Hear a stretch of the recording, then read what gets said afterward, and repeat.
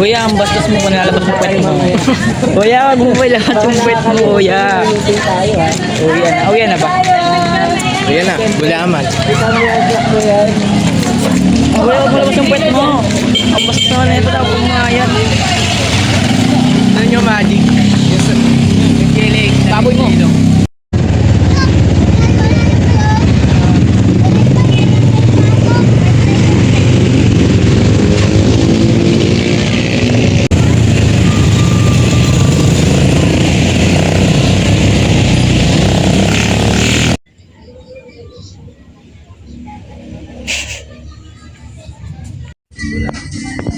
Pangit yun yan. Pangit to, pangit nito. Sabi oil mo dun, oh. Lalago. Lagos! Pangit nito. Tatakbo. Tatakbo ako. Pumunta.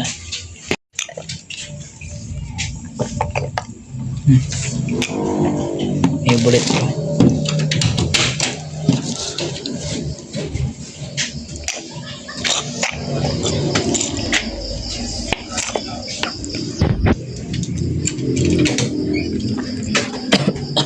Ito pa.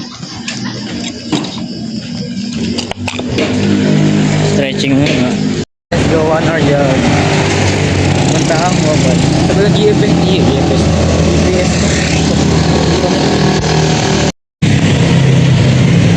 Alright, yan. It's okay. Sukasad nga road ko. Less than 3K. And ang average pace ko ay wala. 4:30. Nagkakad mo na ako. At sama ng pakaramdam ko. Ito sa tuhod. Ayun na yung downhill. Ito na lang. Last 7 ata. Simula ngayon mag-slow jig na ako. Slow jig ko. So overcut na ako. Kaya sa downhill dapat. Isang metro lang naman. Try lang. Ano? 8.2? Ala! Oh, pinangin na mo. Grabe lakas naman na ito. Tumigil ako at 4km. Babalik nga ako, Sky. Tatalon yung ano, pwede mo makuha yung 400. Babalik ako, Sky. Hindi mo isang beda pa eh. Tanga, Kaya mo yun. Tino mo. Mahina pa naman daw. Ay no. So yun nga, tapos na ako tumakbo yan. Oy Sabrine, tapos na tumakbo Nino. Hinahanap kita kanina. So di ko lang... Ha? Drawing? Ang ano po? Pakita mo sa akin naman. So di ko alam kung may sira pa yung GPS ko kasi hindi ko pa siya nakakunik sa cellphone kong ito. Sa Pitbee nga ata. O di ko pa sa Strava. So hindi pa ako sure kasi 7.9 lang ata pero sa akin na kasi pag rin ito 3K. Tapos nakailang ikot ako 40 ata. At ako 40. 300 lang yung ano. So di ko alam kung ako yung mali o mali talaga ako. Lagang mali. So titignan ko pa sa Strava kasi ngayon ko siyang i-connect. Titignan ko kung makikita yung totoong takbo. Kapsab, gagawa ko naman eh. Magko-cooldown na ako eh. Cooldown. Hindi po, yun po. Ayun o. Tingnan mo to. Tingnan mo to sa cellphone nino. Ayun o. Sabi ko nga lang, dito ako mag-cool down at ano gagawin ko? Patama, cool down lang, tsaka pagkas mag-drawing. Sab, nakita mo yun doon? Yung sin doon, kanina? Ay, hindi mo nakita, Sab! Hindi mo nakita yung ano kanina, bigla tumatakbo ako, tapos doon kanina sa labas. Nakita mo? Alin? Bigla tumatakbo ako kanina sa labas. Tapos pagbalik ko kanina doon. Nakita mo? Bakit? Ano tsura nun? Numulto? Doon sa pag-ano mo doon?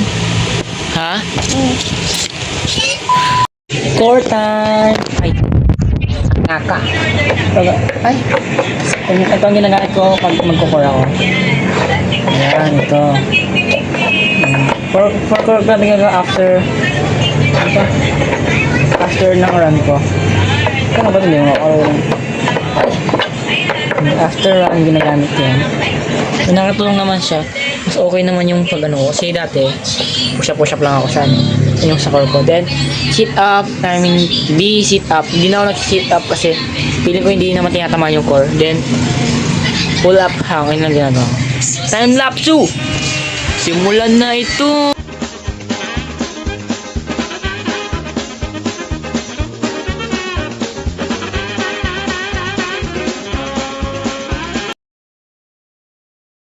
Ano?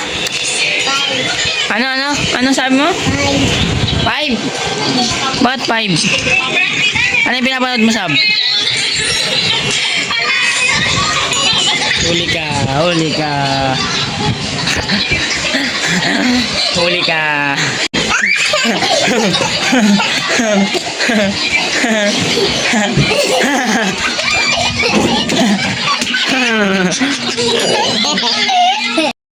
Isang masarap na takbo. Masarap na kainan naman sunod. So dito nga kumain siya. Ubus na po yung ulam din. Manonood po ako. So, shoutout pala kay Sander dyan. Yung sa classmate ko, Sander Agap. Tinuruan niya ako about sa protein. Mag-start kasi siya mag-gym din. Tinuruan niya ako ilang protein kailangan ko. Nagulat ako ang galing sa weight ko. Kinalculate niya. Tapos, kailangan ko daw ng 94 grams of protein. Di ba yun? Ilang itlog yun? Kung 8 grams itlog, sobra. Hindi. Kung 9 grams ng itlog, 10. Grabe naman yun. Magkano yun? Kunyari, hindi 8 grams ng ating itlog.